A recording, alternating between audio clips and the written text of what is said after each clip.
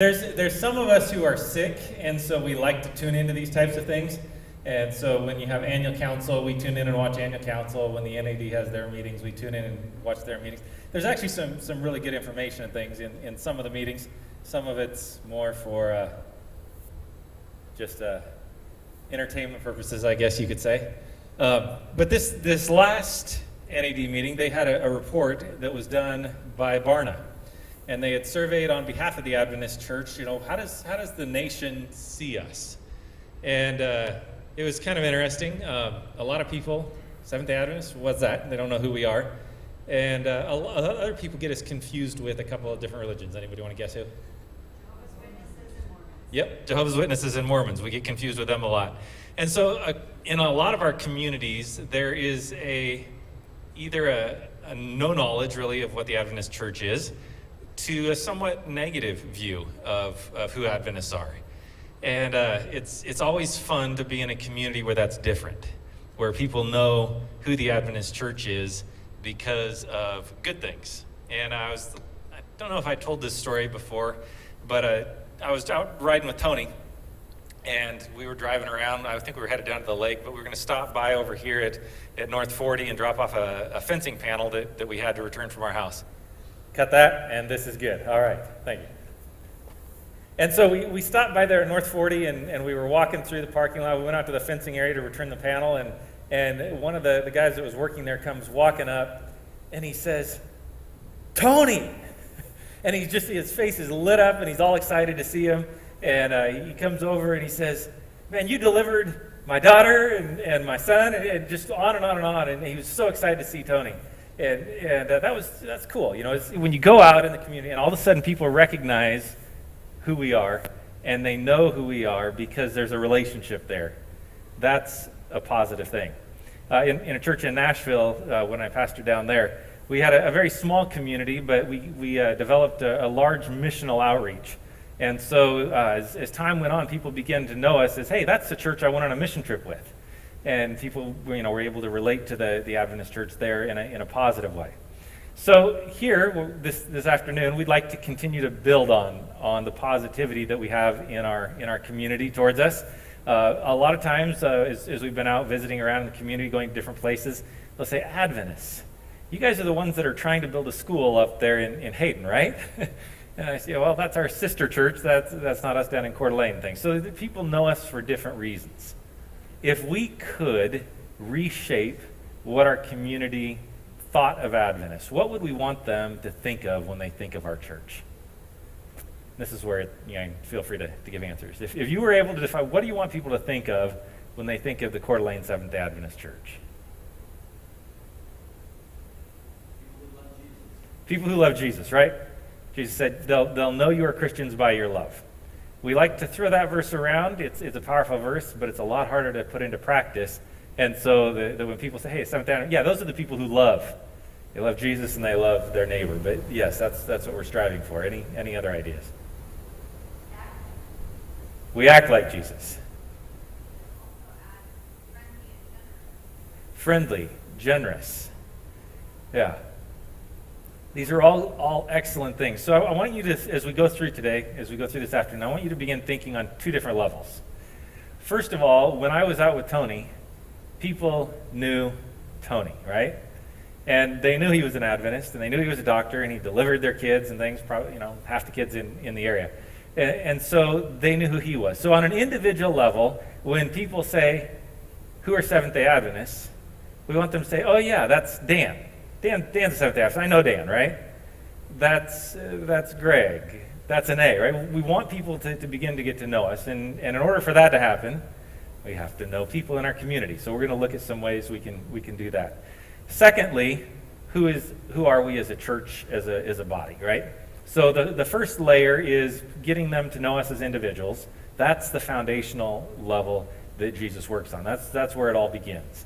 Then you build on that. And the next level is, what do we do as a church? Right? What outreaches and ministries? One of the things that people know us for is, "Oh yeah, you guys are the ones that run Gathered for Good. You have the food bank that you guys run." That's something people in our community know about. If If you were to go to talk to some of the other ministries here in the community, they know about our food bank and they know about our Gather for Good outreach over there down the street. And so those are some really positive things. Another thing people know about our church, the Easter program that we put on, right? People know about that. They're excited about that. We have community people donating money because they want us to expand it. So those are some other things. We also have a fairly large presence over at the hospital. A lot of our members work there, so people are going to know them there. So as we go through visioning together, what do we want our community to know our church for? Keep in mind those two different levels. The individual level, where they make those personal connections, and then the bigger church level. We're going to work on those two different levels. What are we called to do? What is our mission? I'm not talking mission statement. What is our mission as a church that Jesus gave us? Make disciples, right? He said when he left, the last words of the book of Matthew. I have received all power in heaven and earth. Therefore, I want you to go and make disciples. When you think about discipleship, it's not just baptizing someone. Now, we tend to think in church circles of the cross. You want to bring someone to the cross. You want them to accept Jesus. You want them to be baptized. And as good as those things are, that's not making a disciple. That's really introducing someone to Jesus, or marrying them to Jesus, if you will. I want to put up here a visual that will kind of help us look at the process of making a disciple. So a lot of times when we look at the world, we would define things as you have atheists all the way to, like fully committed Christians. But actually, it starts even before atheists. The first group of people we would look at is people who have no awareness of God at all. It's not even a thought in their mind as to whether there's a God or there's not a God, right? There's just no awareness at all. So that would be the extreme end of the Ingalls scale. And so what this is a scale is a scale of steps to Christ. So they would start out with no awareness of God. They would then come to some awareness of God and contact with Christians. Now, we're not going to here to debate what order these should be in. They could happen in different ways. I want you to just see the overall concept of this scale. So then they come into contact with Christians. Then they would hopefully develop an interest in Jesus. That step is probably the most critical step. When they come and interact with you and me, what is that interaction like? That interaction will determine if they're going to be interested in Jesus or not in many, many cases. So they contact Christians, then they come to interest in Jesus. After that interest, they begin investigating, they begin grasping truths, they begin to understand the implications of the truth, then they accept the truth, accept implications of becoming a Christian. They decide to surrender to Jesus. That's generally where we put baptism, right? Somewhere in there. They gain confidence in their decision. They begin to experience life change. They learn the basics of faith. They learn the spiritual disciplines of walking with Christ. Then they begin to share with others, and there's ongoing growth. Obviously, this is way oversimplified, but it gives you the picture. Generally, we have defined as a church, or we have thought of a church as a ministry as successful only if it hit at number 10, maybe number 9, right? Somewhere in 8, 9, 10, somewhere in there is and on. Any ministry should at least accomplish those areas. But what making disciples and looking at this scale tells us is that a ministry is successful if it moves someone one step up the staircase to Christ. So if you have a ministry that is simply targeted of helping people who have no awareness of God to have an awareness of God, and you accomplish that. Someone had no clue even who God was or that there was a God, and you come along and you awaken in their mind an awareness, hey, there is a God out there. Is that a successful ministry? Is that a valid ministry that we would participate in, that we would celebrate, that as a church we would buy into? Right? So that would be a successful ministry that could be part of what we would do. Again, you may come down a ministry that's just simply designed to get non-Christians into contact with Christians. Not trying to teach any truth, any doctrine, or anything like that, but you're just trying to bring non-Christians into contact with Christians to develop a positive relationship between non-Christians and Christians. Is that a successful ministry in bringing people to Christ? So it kind of changes the way we think about ministry. Not every ministry is judged on whether someone ends up in the baptismal tank or whether someone ends up holding a church office, right? And so as we talk about outreach and different ministries in our church, there may be some ministries that at first glance we would think, what does that have to do with being a Christian church? What does that have to do? You know, that's not teaching them any doctrine. That's not presenting any truth or anything they need to change in their life, right? But it may be a completely valid ministry because it is reaching these folks way out here on the first end of the spectrum. When I was in seminary, they said the United States, they gave us the statistics, the United States is the third largest mission field in the world after India and China. And they're not talking about Protestants converting Catholics. That is non-Christians, Christians. We live in the third largest mission field. You don't have to go very far. You step outside your door and you live in the third largest mission field in the world. That means there are people 1 through 5 or 6 that we need to be developing relevant ministries for to connect with. All right, make sense? All right, we don't need to spend too much more time on that, but I just want to give that framework. So as you're thinking, as you're praying over these things, as we're discussing them, we may have ministries that plug in those areas. And if we don't have any ministries in those areas, then that's a hole in our church that we need to look at intentionally and come up with some things that would connect people there and bridge that gap. As we look at this scale, if you picture it like this, I'm going to simplify it even further. So over here,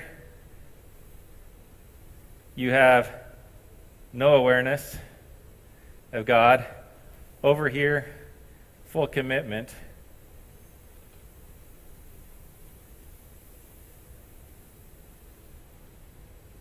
In here in the middle, we can get this to work, is the cross, all right? As we look at this scale, we're evaluating where are we. Different marker? The black is not. Is that better? If I use the fat part, you can see that's a cross in the middle, right? All right. So for those who can't see it, no knowledge of God, all the way to full commitment, and in the middle is the cross. As we evaluated our church, we found that over here on this side of the scale, we've got a lot of ministries starting somewhere in here, all the way on, right? Sabbath school, Bible studies, all sorts of things that help to build Christians and grow them. What we don't have a whole lot of, I mean, here in the middle, bringing people to the cross and to baptism, traditionally we've used one bullet for that, and that's a traditional evangelistic series, right? Or maybe add in a second one, personal Bible studies. Those are really the only two we have there. And then there's a gap. Once people get baptized, there's a pretty good gap between here and when they actually get involved and are self-committed to be involved in Sabbath school. With some people it happens, with others it doesn't, or a midweek Bible study, small group, whatever. And so here is a gap right in here that we identified. We don't have too much in that area, so we need to look at that. So as we talked about it, we developed some thoughts. As people come and join our church and either transfer in or are baptized in, we don't want to just drop them and leave them to do all that on their own. And so one of the things we'd like to throw out and see if you're interested in being a part of is to have, we're going to call it, instead of mentor families or mentor individuals, we're going to call it host families.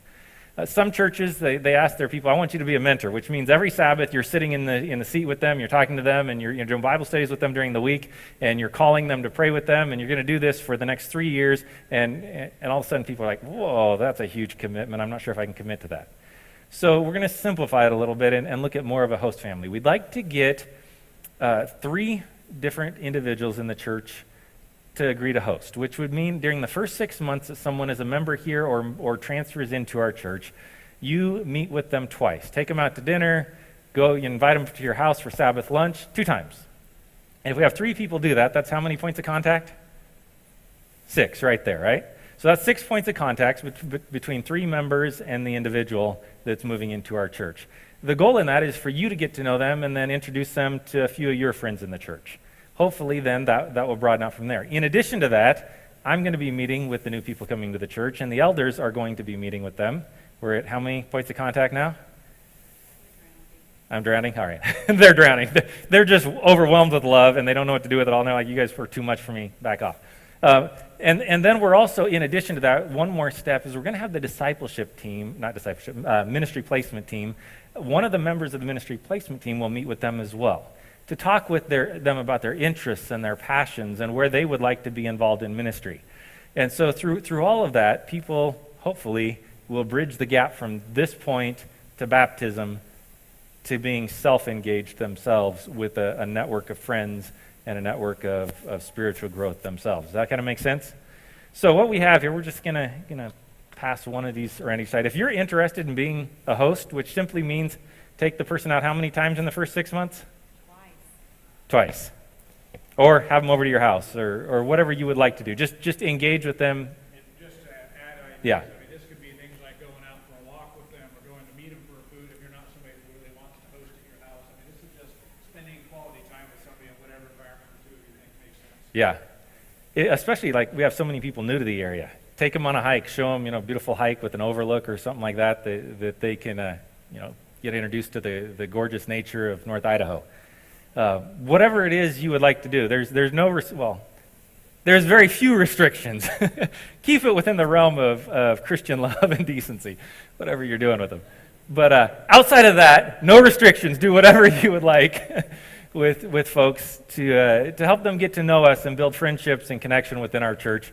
And then we'll bring along with the elders and the ministry placement team and myself to provide extra levels of connection for people as they come into our church. So hopefully, our church becomes one that is very effective in bridging that gap. Do we have a question? Yeah. Well, it might be kind of, because Greg's on, Yeah. so now I feel guilty. But the bigger issue is, you kind of talk like the elders were going to meet with them too, so I didn't know if You have to do it whether you like it or not because you're an elder. Everybody else has freedom of choice. So you can Yeah. Yeah. He wants to meet with them 4 times. He's going to take them mountain biking and then, whitewater rafting and maybe break a rib, going down the mountain in the snow or whatever. Yeah, so whatever you'd like to do, and you don't have to feel guilty. If this is not your spiritual gift, if you feel like, man, I'm kind of a difficult person and I'd make them run the other direction, please don't sign up. We'd rather not. We'll find another area of expertise for you. But in addition, we have a pretty good representation here. I'm really glad to see a lot of people outside the elders and the church board here, so glad you're here. We're going to be inviting others in the church to do this. I know our deaconesses have actually expressed an interest in being able to visit some folks and things as well. So we'll have others that are involved in this. We really want to make sure that when people come in, they don't walk in that door and they're like, who are these people?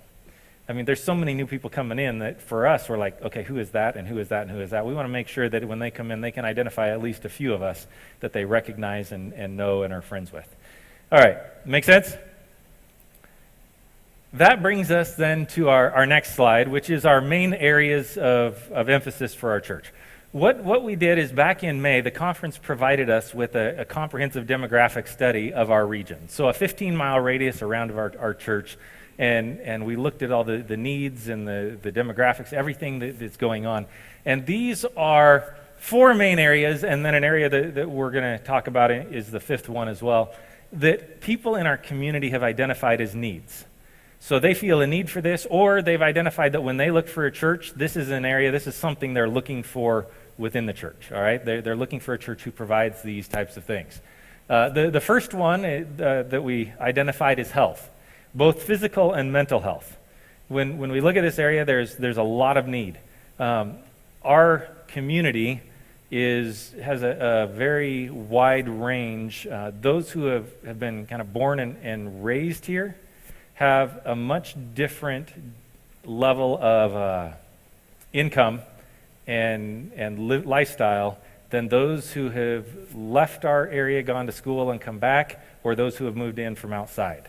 If that makes sense. So our church does not represent our community in our makeup. We have a lot of professionals in our church, a lot of people who run their own businesses or involved in medicine or whatever else it may be. And most of our folks here in the church are very well educated. That does not represent our community with those here in the basic makeup. Now, as more and more people move in from the outside and as it explodes, that shift changes. But that's something that's kind of interesting for us to keep in mind as we relate with our community. We are quite a bit different in our makeup than the demographics around us. So a lot of our folks, they're really concerned about health care, right? Where am I going to get health care? What am I going to do about that stuff? I can't afford it. There are still holes in the system that need to be filled and things. So that's one area where people are really worried about. There's an awakening to mental health and the needs for improving mental health. The next area is service. They're looking for a church where they can get involved in service ministries, outreach type ministries, where they're serving their community. Third area is family life. A lot of interest in parenting and finances and those types of elements that would really impact family life. Recreation it was one of the number one things people look for when they're looking for a church. They want a church where they can go and do stuff together. This one is we got a school and a gymnasium over here, so we have some opportunities and things, but they want to be able to go out and do things as they look at a church. And then the last one we're going to look at is life groups. The difference between life groups and other traditional small groups is this. Traditional small groups, we usually focus on a specific area, and we usually think in terms of Bible study or prayer, right? Those are the two kind of main areas. We may branch out and have a small group on marriage enrichment or finances or whatever to follow up a seminar. But those are really kind of study, intellectual-based small groups that we have traditionally often done in the church. Life groups includes those, but expands it to be anything you're interested in doing. Anything you like doing. If you like mountain biking, get a group together and go mountain biking, right? If you like tubing down the river up here on the Coeur d'Alene River, invite some non-Adventist friends, invite some Adventist friends, and go tubing down the river. If you're passionate, whatever you're passionate about, whatever you're interested in, whatever you like to do it. Just be intentional about it. Engage with someone from the community, invite someone from the church. You've got a small group, and go out and do it. And then we'll come together as a church to help try to facilitate and make those groups happen. Does that kind of make sense? Any questions on the makeup and how life groups look?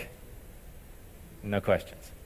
All right, how many do we have here? 1, 2, 3, 4, 5, 6, 7, 8, 9, 10, 11, 12, 13, 14, 15, 16, 17, 18, 25, 26, 27, 28, 29, 30, 31.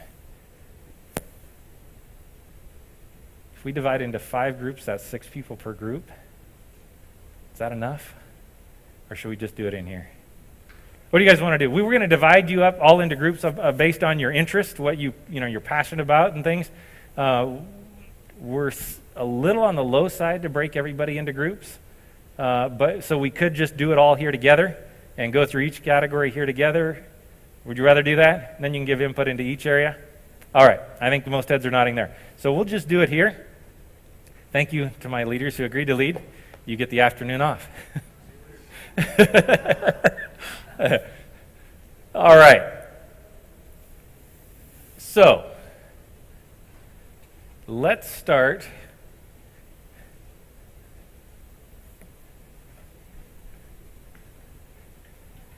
with the first area, which was health.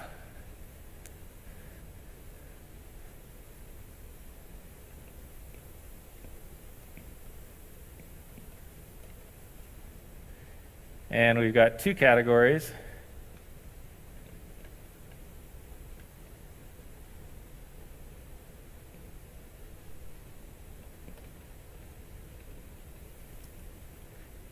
Oh, nice. You even got the heading up there.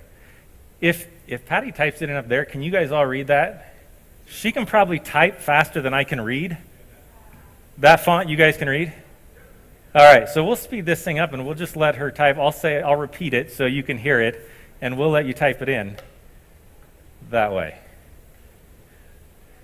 Oh, there you go. We got a job for Greg. He gets to run the mic around. All right, so what we're here to do, we've asked you to be praying over this, and what we would like to do is come up with ideas of what we as a church could do to impact our community in the realm of health. All right, so if you have something that as you look at our church and our makeup and you look at the community and things that you think we could do, and it doesn't have to be fully thought out, fully planned. What we're looking to do is collect a bunch of ideas, and then as we get those ideas, we'll kind of group them into categories and see what main themes run through, and then we'll work on developing an implementation plan for the ideas, if that makes sense. So right now, this is a good old-fashioned brainstorming session together to give us all an opportunity to have input into what types of things we could do as a church to impact our community. Shayla. All right. Deep fried cooking classes. All right, I'm there. You want to throw in some barbecue with that?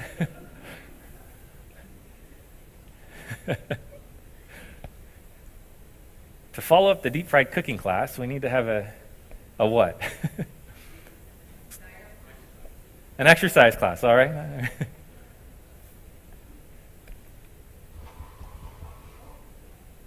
Stop smoking class, all right? Stop vaping class. What were you saying? What were you going to say? Vaping, yeah. Yeah. Weight loss, all right?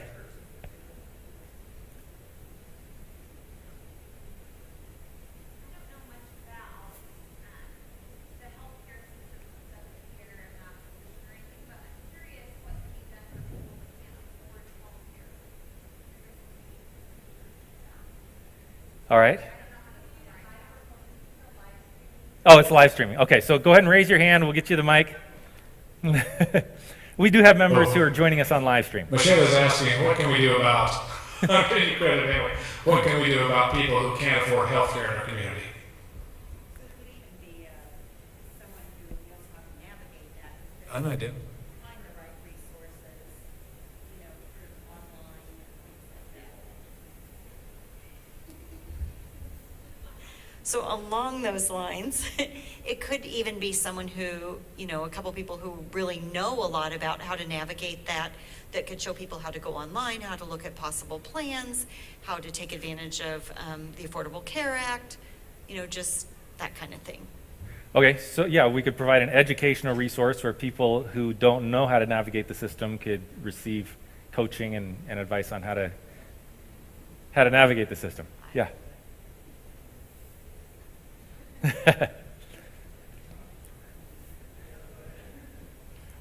wonder about some kind of mental health support group, if that makes sense. Not official counseling, but some kind of check-in or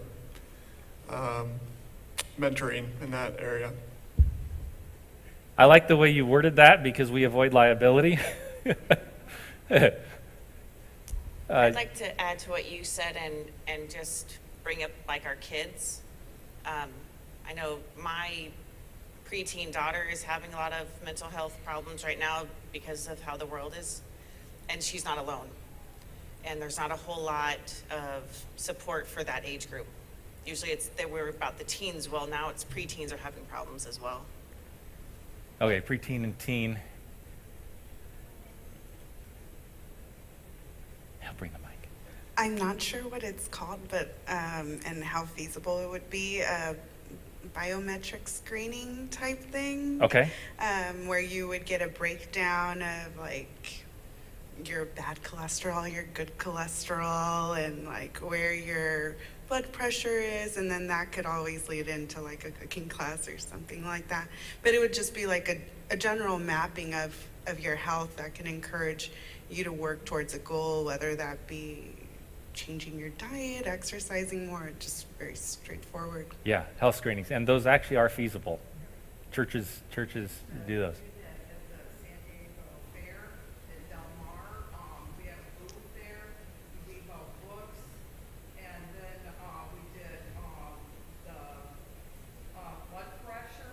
Mm-hmm. And then we did the body mass index right there with all the people that went by. There was thousands of people that went by there. Yeah.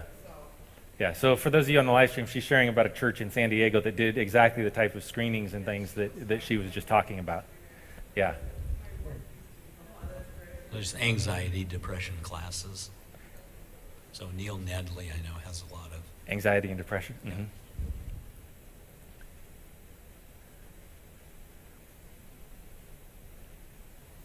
dental stuff on there.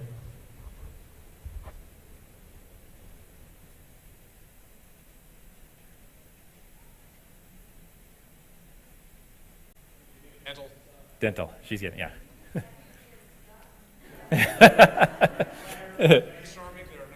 That's the professional term from the dentist himself. So. RJ has a lot of years of school to come up with that. hold on. We got to bring the mic around.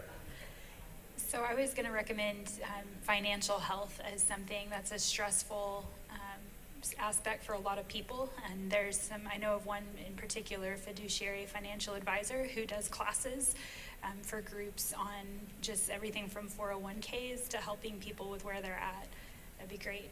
Yeah, excellent. Let's put that one under the family, our family ministry, family life, the financial side, because in the demographic study, that's kind of where it fell, so it fits under that category, so we don't lose it.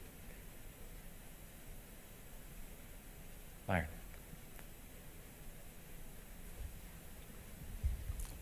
My plan before the pandemic was to offer another preventive medicine update, which essentially covers weight loss and all those issues, which I did at Kootenai Health 2 years ago before the pandemic. We had a good turnout, probably 40 people consistently over a period of a month. We did 4 sessions.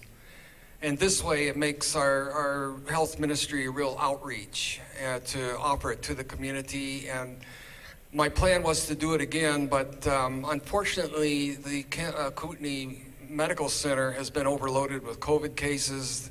And they're now, as up until a few weeks ago, they were using their hallways and their classrooms and stuff as patient wards. Right. My plan is to do that again, and this time to make the family practice resident, I know the director of the family practice residency, to even offer it to his residents to come. And my lectures have always been based on the medical literature, and yet they parallel the health message. We can now completely defend the health message with mainstream medicine, in addition to alternative medicine. So for those that attended my lectures here at the church 2 or 3 years ago, they know that all of my slides were documented from the medical literature and research.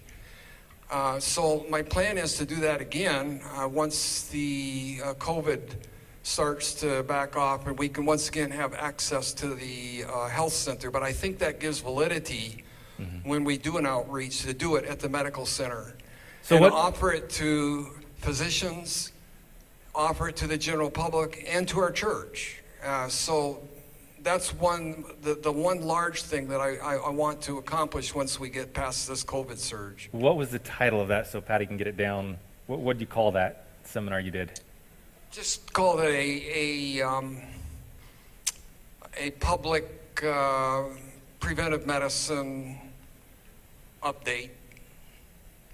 Okay, at the health. But we cover nutrition, exercise, and all those things in that, and then give the backing in the medical literature and so forth. And it covers some of those things that we put up there to begin with. It all comes under the rubric of preventive medicine. Okay, wonderful. If we can get the COVID wave to go away, then we can actually do some stuff.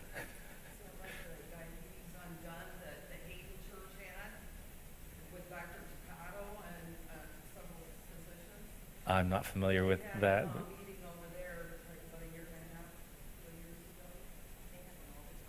Yeah. It's called Diabetes Undone. Also, I was wondering about, in San Diego, they came to the San Diego Academy, and it's called the Amend Group, I believe it's called, and Pastor Mark Finley was in charge of that, and they just set up the whole gym with physicians, all dentists. I actually had a crown done in my mouth that day, like a $1,400 crown, and it was completely free. And they had the whole gym just lined up with all kinds of doctors and people of that sort, and it was just wonderful. And he walked around, Pastor Finley, and was talking to everybody to see if they were enjoying it. And I was one of the greeters, and so that's what we did there, and it was a real wonderful success. Yeah, what's the term? What do they call that? It's a Amen, isn't it? Or maybe it's something. They did it in San Antonio, Texas. It's ASI's Pathways to Health. That's what Pathways to Health is. Where There's another group that goes to focus late, and I follow their people. There's that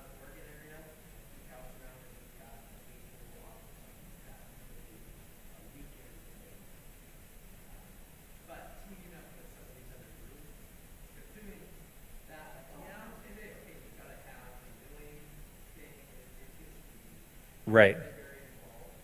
But if you plan that ahead of time, you're going to have the resources. You can talk to a company that will really Mm-hmm. Excellent. Any other ideas?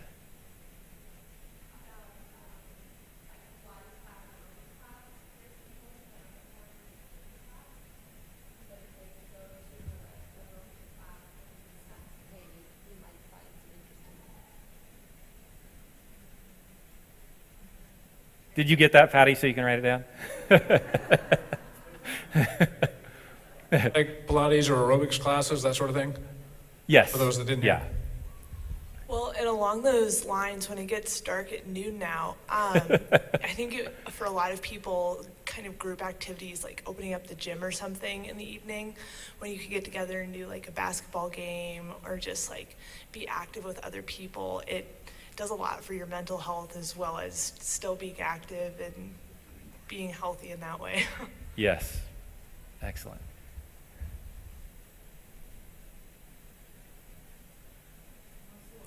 Open gym. Friday night type group, Vespers or some, I was talking to a friend in Seattle and they have it every Friday night at their church in Fort Orchard.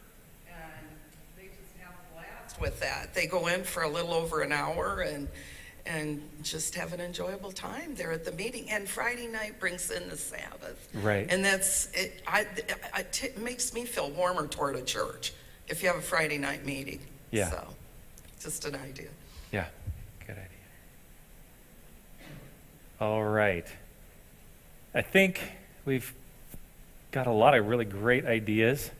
Actually can build full-time ministry and fill up our calendar right here. So that's excellent. Let's go to the next one then. And that is service. Service-oriented ministries. What ideas have come to mind of things we could do here in this community? And we're going to move kind of away from the health. There's a lot of health service that we talked about, but let's kind of shift to service and outreach type of things. What ways could we impact our community with service projects? Right here, Greg.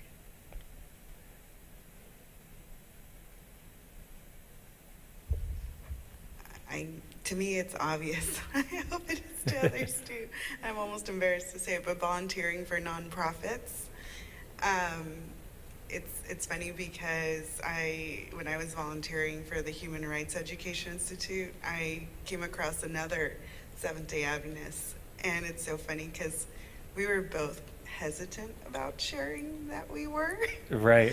But once we did, it was a great bond, and like we weren't afraid to even like if someone, it's not something that we talk about in the organization, but if ever it came up, we no longer had that hesitance. Like, why are we afraid? It's okay to share that we're Seventh-day Adventists out here doing work that we feel is the same work that Jesus.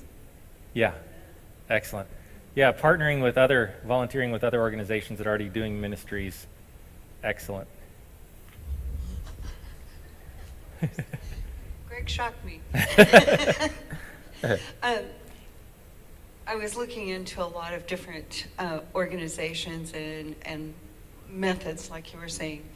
And one of my big concerns right now is our children and our educational system. Because of being out of school for a year and a half, I think we have a lot of kids who are behind and need help catching up.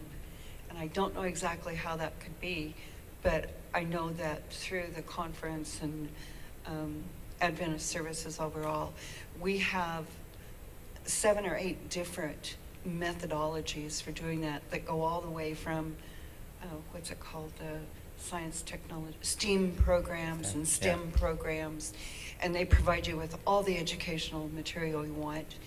And then they have others that are clubs, a reading club, a geography club, or whatever, so that the kids that are behind don't feel like they're getting remedial help. They're belonging to a club, and the classes are that. But I'm just really concerned about the kids in our schools right now, because I got a feeling we've got some that are way behind and need help. Yeah. And, we have a lot of medical folks in our church. We also have a lot of education folks in our church. And beyond that, you don't have to be in education. You don't even have to be educated in education in order to help in mentoring and tutoring with some of the programs we have as well. So, good idea. All right. Prison industries fit under this category? Yeah. Prison ministries.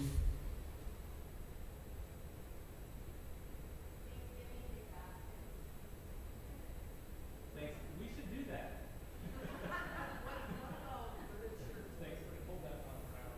Yeah, hold that. We're going to implement. I want you guys to know we take this seriously, and we're going to act on these immediately, like in hours. To follow up with that, I was thinking next year we could even expand and do a Thanksgiving meal, like a hot meal.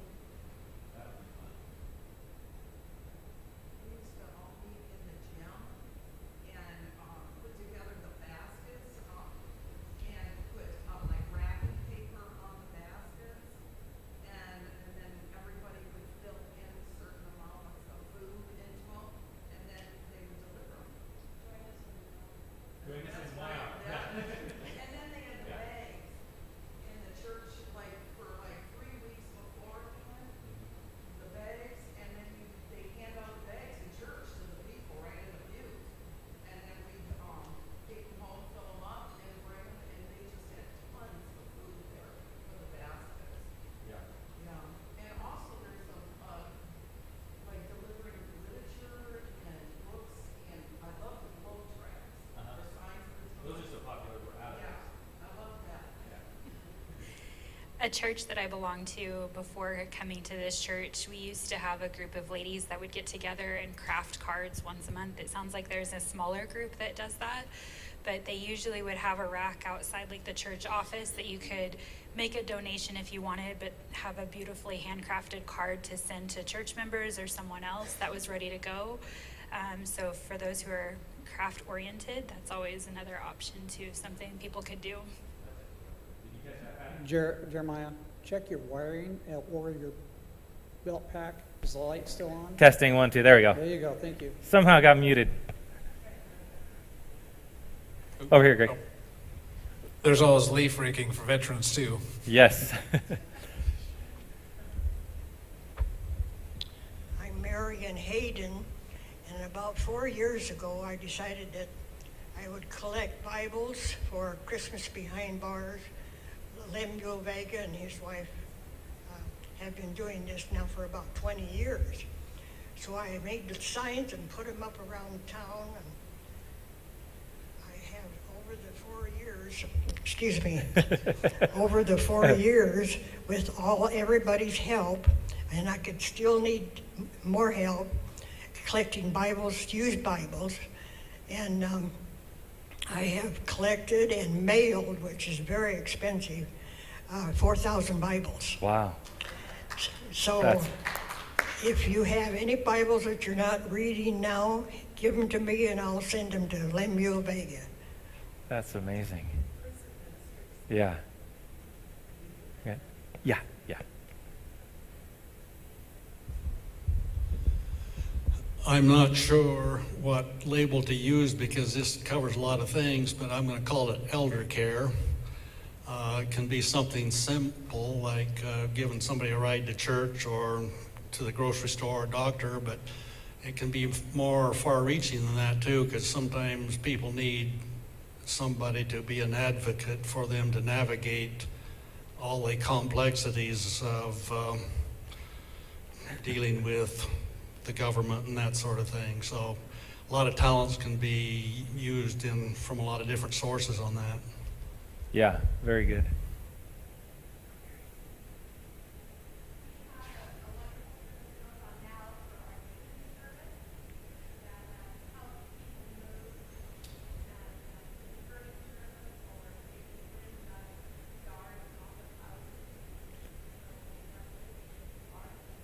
Yeah, for those of you on the live stream, there are currently things that are going on, and we'll celebrate those and keep on going. The leaf rake was mentioned. What Patty was just mentioning for those on the live stream is the Deacons program we have right now. And if you're interested in being a part of that, contact me, Greg, or Ruben. Actually, Ruben's the one who coordinates it. If you don't know who Ruben is, Steve, Greg, or I can get you in contact with them. And our deacons go out if there's a need. Someone needs firewood chopped. And they're not able to do it themselves. Don't get any ideas, guys. But if someone's in need of a service, moving furniture, firewood, whatever it is, we have a group in the church that jumps together, goes out, and takes care of it for them. And so. The life groups is something we'll talk about here in a little bit. This is a deacons group within our church that is service oriented. So they're targeted there. Yeah, Michelle. Right. One of our previous pastors, Pastor Dauncey, went up to Alder Grove, Canada, and he heads up their AOK, Acts of Service ministry on their website, and they do all kinds of really cool stuff. Cars for Moms program, where they get used cars and fix them up and give them to, I guess there's a lot of single moms in their community. And then they do like this mob oil change where you can bring your car and get an oil change. And anyway, their website has lots of cool things.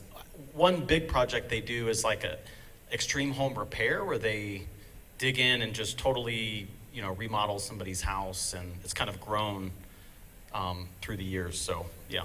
Yeah, there's a church in Portland that does that extreme home repair as well, and they partnered with Home Depot, and Home Depot comes in and provides all the stuff they need to redo the home and things. So that's an incredible service ministry.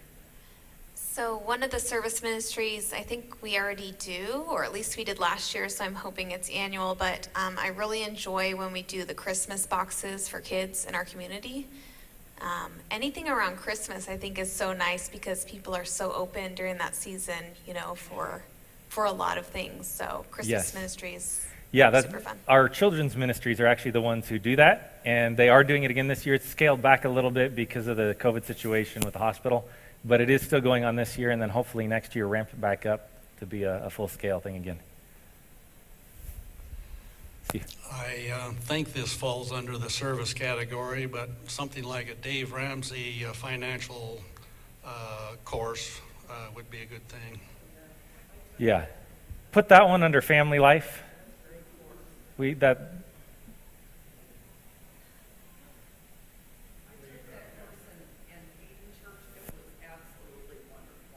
I mean, it's like an 8 or 10 week course, and I learned so much with this class. Yeah. A lot of good material there. Kathy up here. Hold on a second. Mike's coming. There we go. One of the things you may not realize is Idaho is the second highest in the United States for people below what's called the poverty line. And so anything like you were talking about, the car repairs, the oil changes, those kinds of things are so critical, especially to the single parent. Mm-hmm.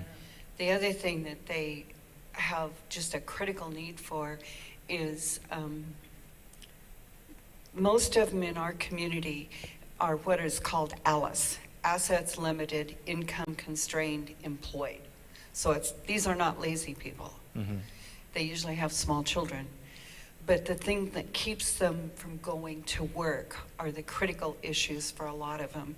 And like you were saying, the car breaks down, or the car just doesn't run anymore. Or one of the kids is sick, they can't take them to their regular daycare, so they can't go to work. Or mom's sick and she needs to get the kids to. So I have a whole list of things that through United Way and a couple of other agencies, they have a list of the critical needs in our community for what we call the ALICE group. And it's a huge, long list, but anything we can do to work with the other groups to provide support for that group is just, it pays off in spades. Alice, okay. Cars for Moms. We got we got them. Good deal. In the back and then up.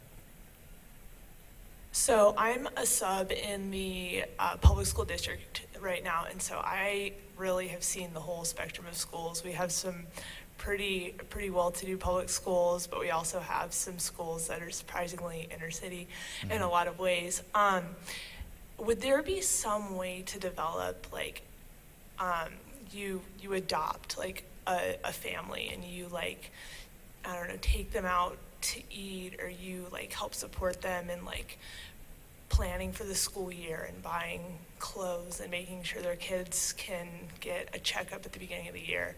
I don't know. I just think that like being able to like add an additional parent to a household and not necessarily that way, but in a way where you can like just give a little bit more support and help those parents not feel so alone in ways can make a big difference to kids.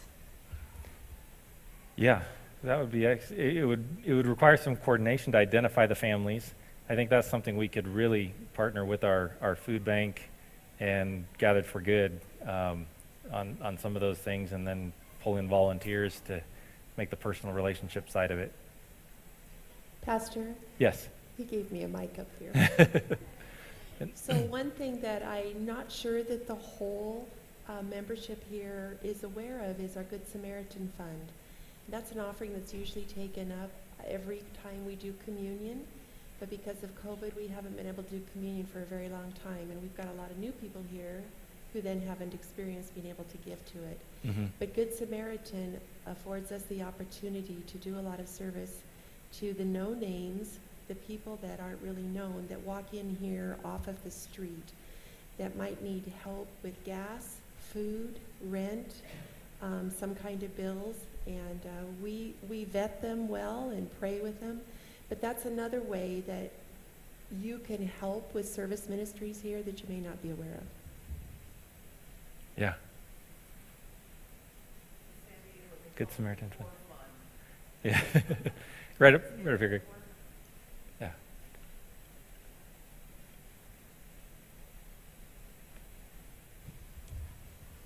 To the person who made the comment about the clothing and helping out adopting a family, the Boys and Girls Club does have a thing that they do before the beginning of the school year, and they do need volunteers most of the time to just go with the children to purchase the clothes, to help them pick out clothes. And another thing I was going to add was something along the lines of maybe a career fair, or maybe something that helps us connect with some of these items that are on here. We can always connect with other groups in the community and help them expand on what they're doing, or even provide a space at no charge, maybe like the gym or something like that, or for a nominal fee compared to what is charged outside. So like a volunteer fair where our members could be exposed to different groups that they could volunteer with? Is that kind of what you're thinking? Yeah, or even like career fairs, or just or maybe even just providing a space, if that's something that's, again, feasible for us. That's within reason to some of these organizations that can't afford room to do events.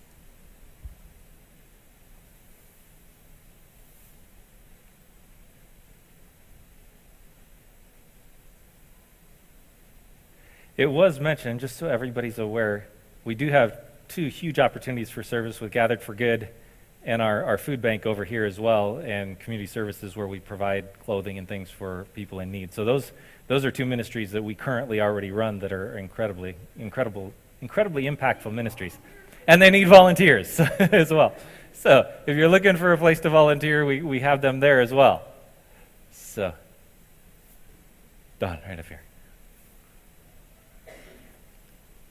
I'd like to suggest that with the Gathered for Good, the food bank, and community services, that we keep thinking of better ways and more ways to capitalize on the fact that we have those ministries in place.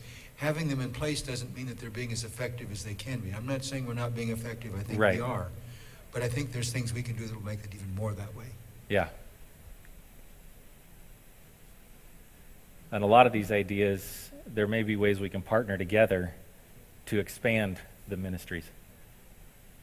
In Post Falls, in their gym there, they have like modules in the gym, and they actually take in families for so many weeks, and they live in that module, the family does, and then they provide the food, and then they send them to other groups in the community, and it brings them back into being able to get a house or something, but it's a place for them to stay as a family. And I thought that was an awesome thing. They were telling me about that over there, so.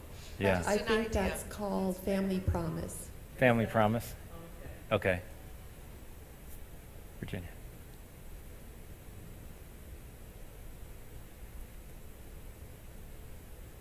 So adding on to our Gathered for Good and our food bank, there is a program in Post Falls. It's the only place I think I've seen it where they do one time a year in the fall. They partner with local artisans to create handmade ceramic bowls, and then they have all different types of soup. And I think people pay like $20 for a bowl that they get to take home, but it goes to help providing for our local food banks. It's usually over in Post Falls, but maybe we could partner for a program with some planning for our food bank to support that and create, a unique event once or twice a year to help support our food bank. That's a cool idea. Thinking of Gathered for Good as well, maybe seeing if we can benefit from the AmeriCorps program. And basically they're a paid employee by the federal government, and their purpose is sometimes just to help the individuals, let's say Gathered for Good, build infrastructure and grow volunteers. So they help create a system with what you have. Okay, that's a cool resource. All right. One more. Fear. I'm going to maybe go off topic just a little bit here, and maybe this is a little different area of the spectrum that you were talking about, which I totally agree with. I've always had an interest in, I guess what I'd call evangelism, and I'm sure you probably talked about that as elders, but probably, 5 years ago, I'm in the health field, and I wanted to develop some sort of little card that I could give to people when we had interesting conversations about, I guess I might want to say, the nature and character of who God is. And that's what I actually feel the evangelism is the spreading of the good news. And I think as Adventists, we kind of get confused and think that's our doctrines. And yet I think evangelism is really spreading the good news about who God is. And so I developed this little website, which is it's like a combination of like a personal testimony, a theodicy, a logical presentation of Christianity, and an invitation. And I think it would be neat if I'm more than happy to let somebody else just kind of run with it if we had like a little even church card that was developed that people could give out to people saying this is what we really believe our picture of God is as Adventists here at the Coeur d'Alene Church. And if people are interested in that, I'd love to share it with them. Yeah, that would be a great resource, it sounds like. When we look at the Ingle scale, when we have those events and things we're planning that are in that middle section where you're trying to introduce them to Christ, that would be a wonderful resource to have available. What did you call it? It's, if you just go to I have it on a little website. It's called thebiggerthanlifestory.com. The bigger, and I have the cards. Bigger Than Life Story. Or he has got a card here if you're interested. You can grab it. Yeah. All right. All right, let's go to the next category now, family life. As we looked at the needs, there's a whole lot of family life interest and a lot of needs. I think, we got over here.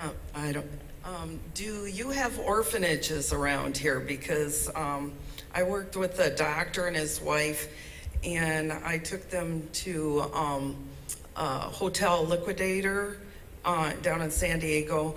And these people, he has a Gerson cancer clinic in Playa, Mexico. And they gave them all this clothing and bedding, little refrigerators, all kinds of stuff for like 3 or 4 orphanages. It was Sally and Dan Rogers. He's an MD in Mexico and in the United States. And do we have orphanages? Do we have any orphanages? Kathy?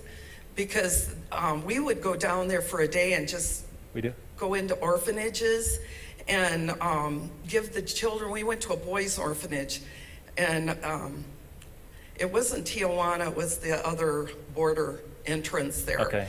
And we just had a blast. We played basketball with the boys, and we put all these bags of like toothpaste, crayons, coloring books, things like that, laid them on their beds, and just spent the day with them on a Sabbath. And it was whatever they wanted to do. It was just beautiful. I really enjoyed that.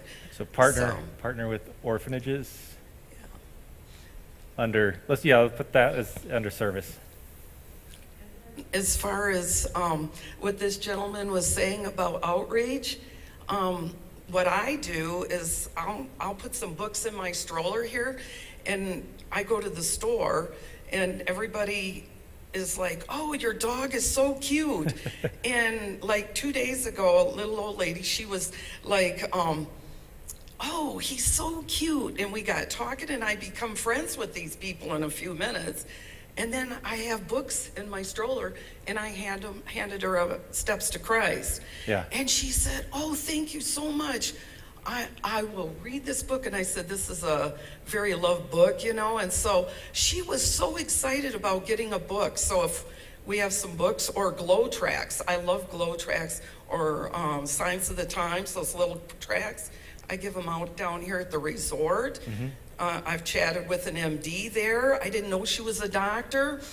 And come to find out, they were vegan, her and her fiance, and they were saying, "Why aren't you vegan?" I said, "Well, I've been vegetarian for X amount of years." And they said, "You should become vegan." And I gave her like 5 glow tracks, and we had a really nice connection. And it was all because of little buddy. I mean, things like that happen. Yeah, there's a Praise the Lord. Personal connection. All right, over here, family life.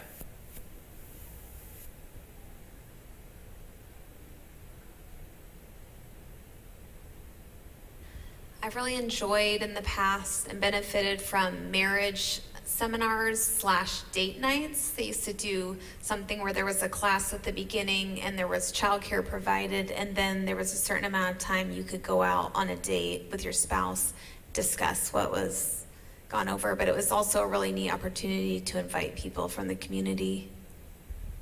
Love it.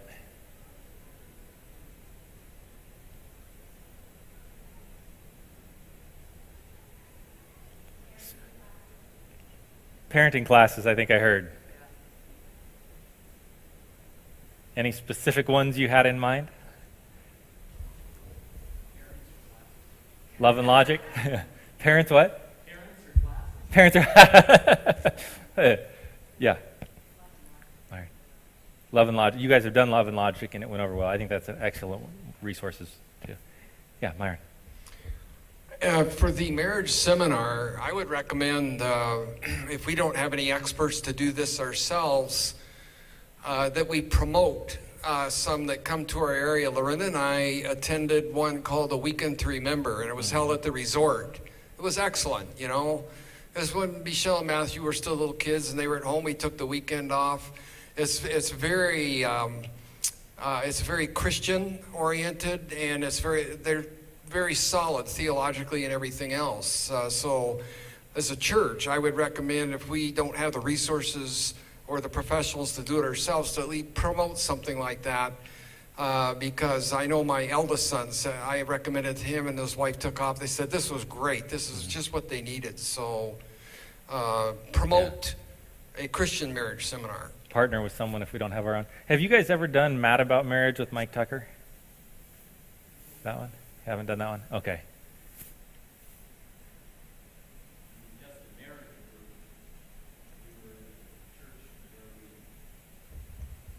Yeah, probably went on for 10 years, where there was just 5 couples that got together every Monday night and went through different marriage books and gutted it out in lots of prayer, and it's amazing what it did for our lives.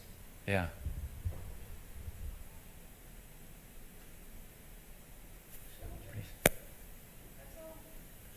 Shelters.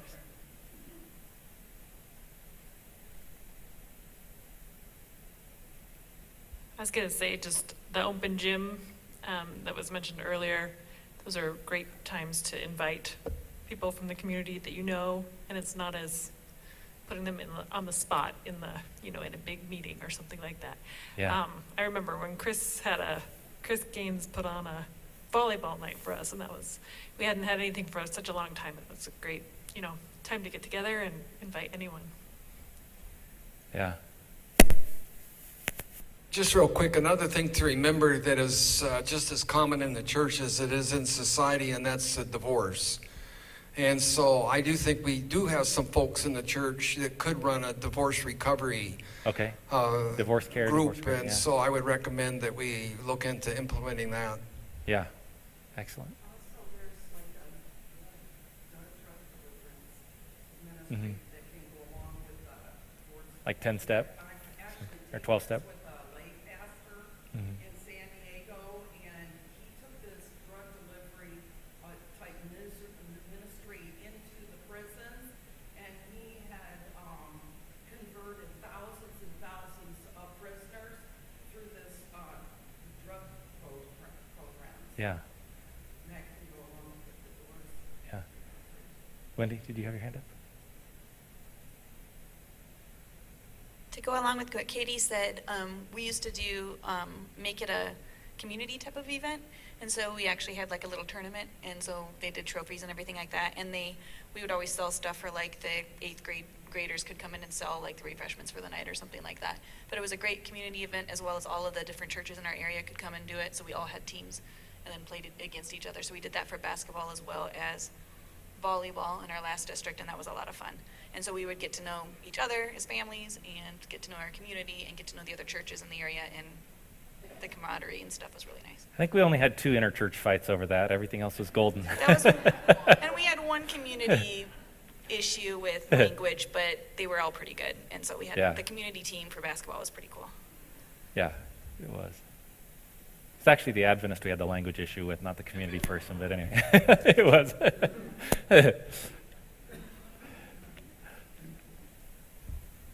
Just kind of some things that we have been doing, if we're throwing those up there too. I know we used to have the Sunday morning basketball. I have not gone to those recently, but those are great. Nerf night, where some guys go in the gym and shoot each other with Nerf guns. Nice. Well, okay. Women, I guess, can come. But I really like what Wendy said about incorporating different churches as well, because there's a lot of connection that we have in our community in the other churches. Mm-hmm. We were one church. Right. And yeah, there are some relationships that were broken, and some have healed, some aren't still there, but that is a ministry among ourselves that needs to be addressed and acknowledged, not just ignoring it and saying, oh, we need to go. No, there's also ministry there, and I think healing those relationships also heals and allows us to be more productive in other areas as well. Right. Vacation Bible School this last year, Exhibit A. We partnered with Summit on Vacation Bible School and had an incredible VBS. So. Kind of going off of what RJ said too, incorporating our sister churches is really important, but I had a couple of people talk to me at work about how like Easter or some other things we do. Well, why didn't you tell us other churches that are in this area that are not, of Adventist faith and stuff too? We would love to know that you guys are doing these things and be able to advertise for you guys. You know, if you're making the effort to put these things on, we want to support you as well too. So I think that that's something as well that happens a lot through Gather for Good, but also we could do a little bit better about partnering with our other local churches that might want to do some of the same things we do and support it and make it even stronger. Yeah.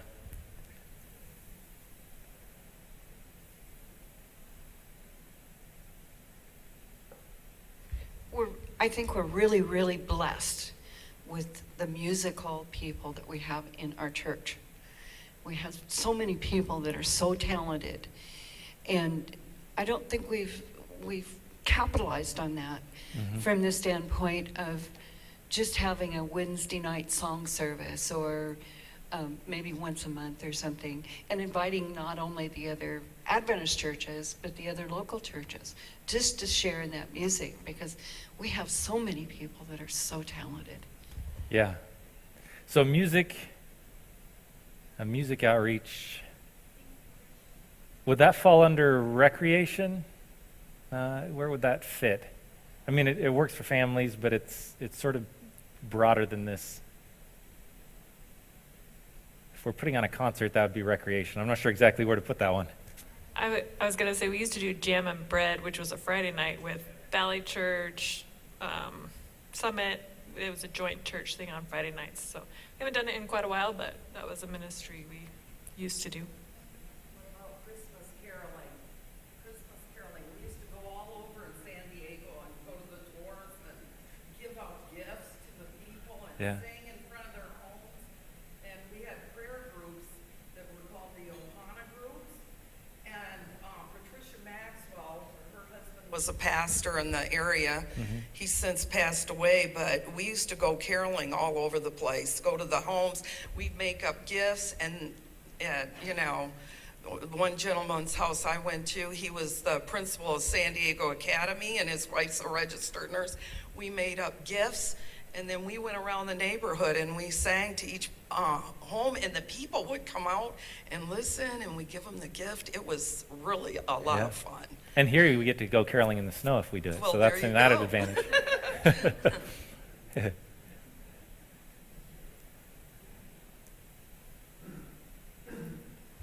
I guess I need to enlarge on that shelter thing. Mabel Dunbar, does anybody she has a home in Spokane. She's done a lot of work with abused women. Okay. And I have been one of the shelters for her. And there are a lot of women, even coming through the Gathered for Good food bank. We help a lot of women who are in distress and need maybe just an overnight sometimes. Okay. I think Mabel Dunbar is a resource. I've had to shelter people like for 2 or 3 nights. Yeah. It takes a lot out of you. It does. Yeah. But it's really a ministry that needs to be done. Yes. All right. Let's jump to recreation. So this area, when people look at churches, they're looking for a place they can go and they can take their family to an event. They can get involved. There's some sort of an event or recreation that they can be involved in. This one was really high in our community. So what types of recreation or what types of events could we do and provide that people could come and get to know us, get engaged with us? Can I just give you a page or two to start? Sure. Patty, type fast. Greg's got a list. All right, so those of you who know me know that I love the ice, probably more than anything for recreation. I've taken Marion to a hockey game, and so I've taken Stephanie and her family to a hockey game. So I do love to go to my Spokane Chiefs games. I am also very passionate about supporting the Lake City Figure Skating program over at Frontier Ice Rink, which is a non-for-profit rink There is church support, my understanding is, for that rink. And we have 95 children at any given point in our 8-week Learn Escape programs. I see my coworkers' kids there. I see lots of people I know and their children. And I volunteer as a coach to help with those programs. And so I think there's room for some of our children, considering we have an abundance and a blessing of so many children in this church, more than any other church I've ever seen. So I think right off, those are two things that I know I'm passionate about and I love doing every single week. So I'd love to see some of our church family there. Awesome.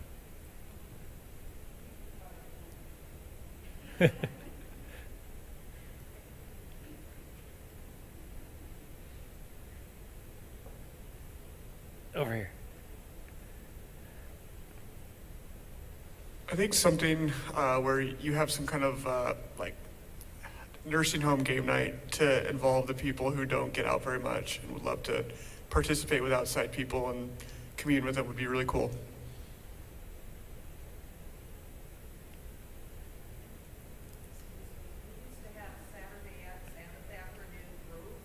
Okay. That would go to all different nursing homes, and then we would sing, and then one of the gentlemen there would have a small little sermon, and then we'd sing or give the patients gifts.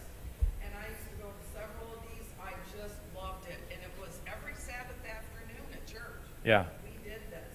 I mean, there was always One facility somewhere where we would go to and sing, just had a really good time, and got the patients involved too. Right. Ask them questions and give them gifts, and it was really a lot of fun. I enjoyed that, and you could sing a solo there or whatever. And I had broken my leg in the library, and I was up on a chair, shame on me, and it took me a year of recovery for my left leg.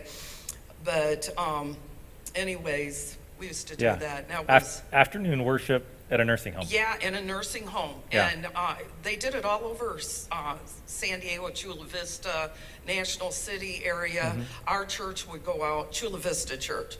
Also, the church, Chula Vista Church is the founding church. Somebody there was the one that started the Pathfinders like 70 years ago. Okay. It originated in Chula Vista. So it was awesome to do that. I really enjoyed that. So Cool. Ping pong nights. Ooh, all right. Got volleyball going in the gym, and then off to the side have ping pong all around the edges. Yes. Too late for this year, but I'd recommend, I know something my family have enjoyed several times in the past is where the church organizes a fall festival. Okay. And that's where you have the gymnasium set up, and you have different booths all around, people are dunking for apples and, all that kind of stuff. And it's a real family thing, and it's just a lot of fun, you got food and, but fall festival. Yeah. Yeah. When we had a Pathfinder Club here, we used to partner with the school and do that almost every year, do a fall festival. I'll throw a couple up there. Like I said, I could go on for a while on these. Some of these would really go with life groups, but also go with recreation. Some things we've done, but also enjoy doing, like whitewater rafting trips. We did one of those a few years ago before COVID. I've been talking to Brendan a little bit about pickleball. It's a sport that's really growing in this area. If you notice, a lot of our tennis courts have been turned into pickleball courts around parks around town. But this time of year, living up here in the snow, nobody can play outside, and all those courts that are full get shoved into 2 or 3, like Boys and Girls Club have a few courts. We can fit apparently about 3 courts in our gym. So I don't know if we can find a time that works for the community and our school and us, but there's a lot of desire for people to find indoor places to play. Of course, a lot of my things are going to be backpacking, mountain biking.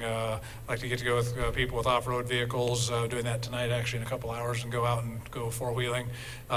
Basically, outdoor, adventurous kind of stuff. We have a lot of people in this area, in this community, that are interested in those things too.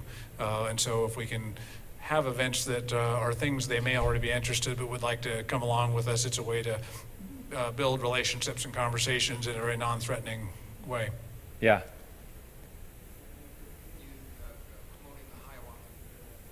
The trail bike rides, we do that most years.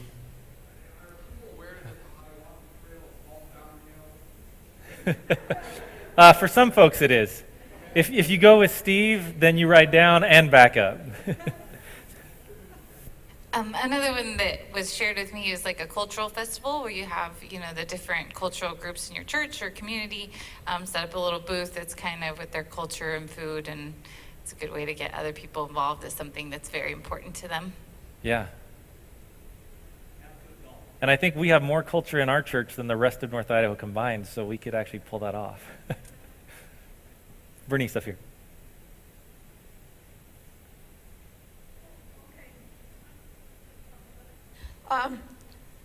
We can't forget Lisa Albee and her winter sledding party that we had, a couple of years ago, was it?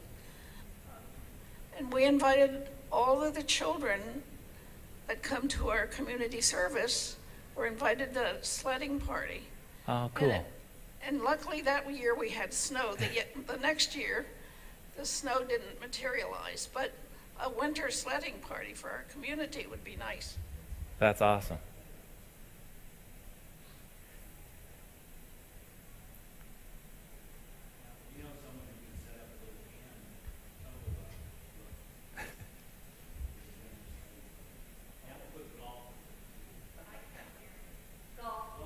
Golf?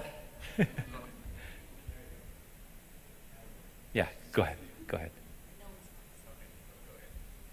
I think it would be fun, like before Christmas time, do like a craft fair where everybody can bring homemade things. I think the community would even want to come and buy like homemade wreaths and soaps and things that people make, because homemade gifts are awesome. That would be cool. Yeah.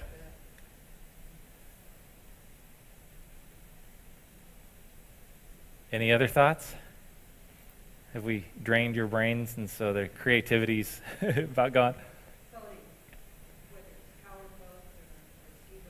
We may have to go a long ways to find a lake to do that on, but it's a good idea otherwise. And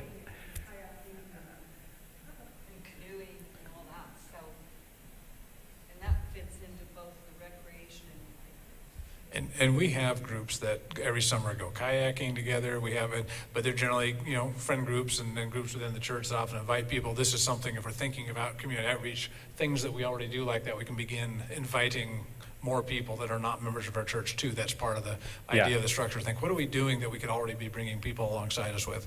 Yeah.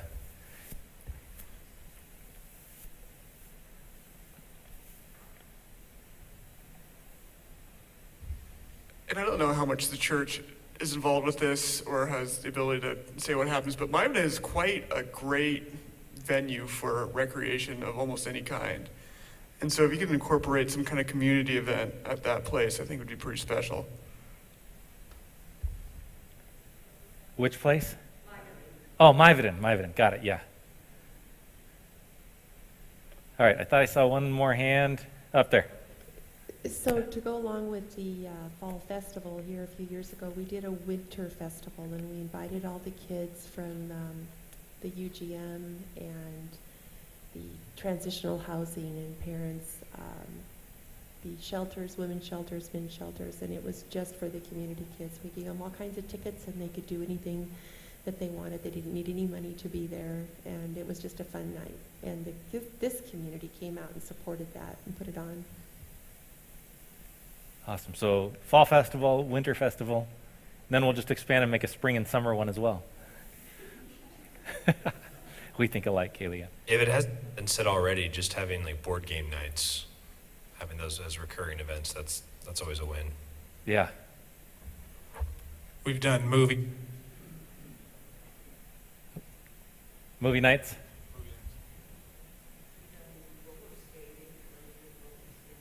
Roller skating in the gym. All right. We've got a pretty good list here to start working on. Let's move to life groups then. So, what ideas, interests, hobbies, passions do you have?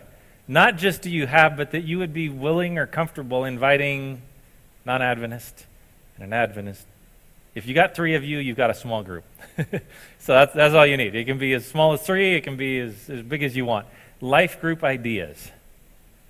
just want to sort of prime the pump. This is not something that we have to implement on the church side and coordinate a big event. I want to make it clear on these. This is something, again, this is going to be the foundation of our evangelistic model.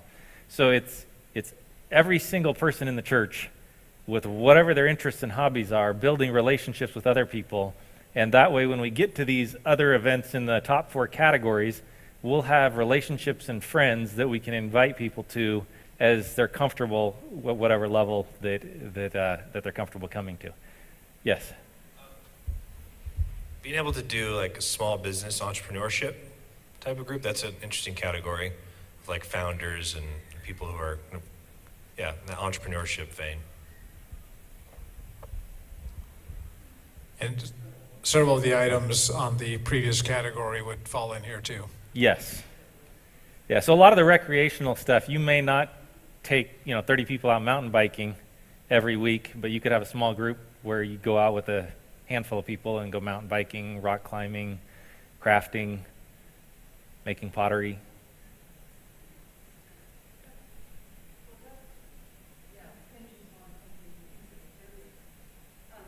The crafting groups. We used to have a group that was knitters, and then we had quilting groups, and we had woodworking groups, Mm-hmm. and things like that. And so, what's her name? Anyway, she does gardening, and so she would have all these people over to her house to work on gardening things. No, we did not. She would teach them, though, because she is so good at it. So those crafting groups, or like you were saying, you're making cards or whatever, anytime you can get that social thing in and make it both within the church and people from outside the church, that's when you can really have an impact. Pretty. Yeah, we have several Bible study groups going on already in the church.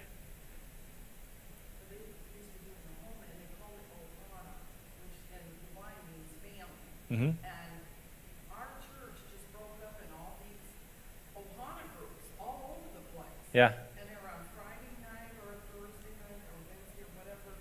But that was very successful in that area down there. I lived in San Diego 29 years.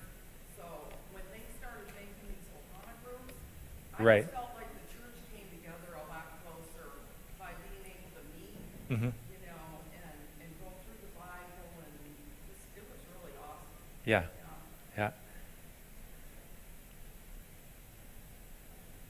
I would love to get a group together that loves to bake and then use that as an outreach. You give them cookies and breads and things to people that are either locked up at home or they're sick or they're just needing some baked goods. Yeah. So let me springboard off of that. Greg, go ahead. Just to say, as a complementary group to baking, maybe we could have an eating group. There we go. So all those who love food will receive the benefit of those who love to cook food. So yeah, just an illustration how this works. You get a small group together. You may not have any non-Adventists to start with, but a small group of Adventists gets together, makes some baked goods and stuff, and starts going and sharing it. Someone asks you for the recipe. Don't give them the recipe. Say, come on over, let's do this together and do it together. Now you've got non-Adventists in the group and you're doing it together, developing a relationship, right?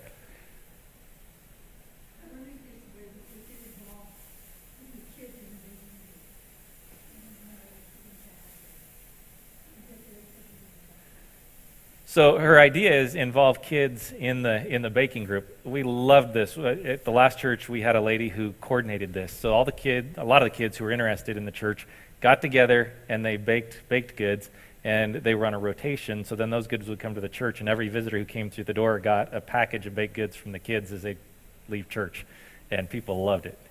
And I dropped my membership and renewed it every week so I could get the baked goods as well. So. Mm-hmm.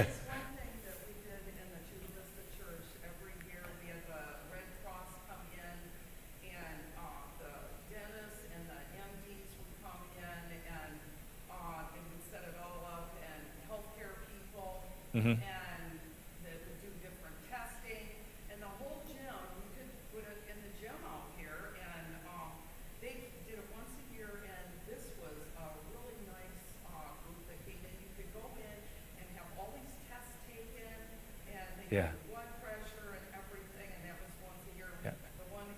That one comes back to our health area, and we have a good list of those. We could partner it here in the gym really well. Yeah. All right. Any other ideas? Let's do that. Yeah. Life groups. Just real quick, amateur radio too. Okay. Amateur radio. Yeah. Also, okay. We got ideas starting to fire off here now. I don't know if it's still going, but I think there was a book club essentially, or something along. Yeah, reading club. Something. I'm not quite a Bible study group, but still kind of blends the two. Right. And then back there and over here. Oh, that's what you're going to say? Maybe emergency preparedness, canning, applesauce, other things. I don't really know how to can, and I'd love to learn properly. And then I put down like a tinkering group. I have a big shop with tools, and Nice. there's also Gizmodo in town that you could get a membership relatively inexpensively, and they have amazing tools. And it'd be cool to, my son right now loves battle bots. Maybe just get together as a group and like, let's build a robot or something. That's awesome. Yeah. So we've got a start on this. We've got some ideas to prime the pump. Again, this area can be as big as we have members, right? And if you want to do 2 or 3 different things, it can grow beyond how many members we have. The idea again here, and I was just kind of get a little feedback, this is to be the foundation of evangelism and ministry in our church. These groups should end up spanning the spectrum from people who are just beginning, if you remember, just beginning to be introduced to Christians and things. You know, a lot of these fit in that category. You can go out ice skating with a non-Christian small, and have a small group, and there's no threat there, right? There's no conflict. There's no discussion you have to have until you build a relationship, and then you can enter into those deeper conversations and things. But so it can go all the way from there too. We have Bible study groups. We have prayer groups where we pray together with each other. So life groups will span the spectrum of the Ingalls scale and cover it all. Is this something that you guys as members of the church feel comfortable with? Is this something that the life group idea that you would enjoy getting involved in being a part of? Anybody saying no, we think that's we don't like this at all, we want to go to a different direction? No, okay. I think most everybody is willing to do this. So I don't need to give the motivational speech I was going to. What I was going to do is just throw up the quote that no one gets into heaven alone. So if you don't bring someone with you, you're going to hell. So you may as well start and get involved in a life group now. So, no. Anyway, thank you guys for taking the time this afternoon to come out. I really enjoyed hearing all the different ideas, and it really has given us a comprehensive list of things that we can look at putting together as a package. And really building, I think there's a lot of synergy between the different areas, and some of the ideas will kind of flow from one to the next and tie together. Again, some of the ideas we already have in place, already going. You can come. We have, I believe, pizza and games right after this, and hang around. We can pack the boxes for the Thanksgiving service outreach that are going to go over to Gathered for Good, the Thanksgiving boxes to give out to families in need. So let's bind off with prayer, and we'll then transition to fun and games and food. Dear Heavenly Father, thank you for this afternoon that we've got to spend together. Lord, again, we ask that your Spirit would continue to lead us and guide us as a church family as we want to make a difference here in our community. We want to impact our community for you, for Jesus, and we just ask that you would give us wisdom, that you would build those bridges and those connections, so that when people think of this church, they think of the love of Jesus on display. We pray in Jesus' name. Amen.